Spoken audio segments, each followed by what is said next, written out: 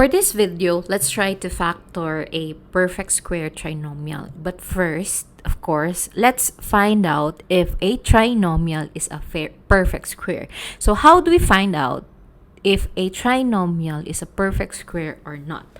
Okay, so if, for example, you're given 4x squared plus 12x plus 9, okay, so square root of the first term first, that is 2x, right? Square root of the last term, 9. Square root of 9 is 3. And then multiply them. 3 times 2x is 6x times 2, that would be 12x, which is equal to your middle term. So that means this trinomial is a perfect square. Okay, so how do we factor out a perfect square trinomial? This is very easy. So square root of the first term, you have 2x. And then square root of the last term, you have 9. And then the sign of the middle term is positive. So positive. And then repeat this process. This term. So you have 2x plus 3 times 2x plus 3.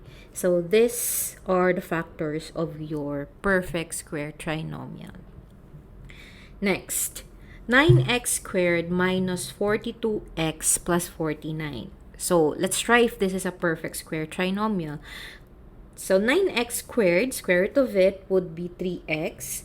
Square root of 49 would be 7. 7 times 3x would be 21x. 21x times 2, that would be 42x. Right? So this means that this is a perfect square trinomial. So how do we factor a perfect square trinomial? So you have square root of the first term, you have 3x. And then square root of the last term, you have 7. And then the sign of the middle term, minus. And then copy that term. So you have 3x minus 7 again. So the factors would be 3x minus 7 times 3x minus 7. Or simply 3x minus 7 squared. Okay? So last example. Let's take the square root of the first term. So you have 5x. Square root of the last term, 3y. Right? 5 times 3, you have 15xy.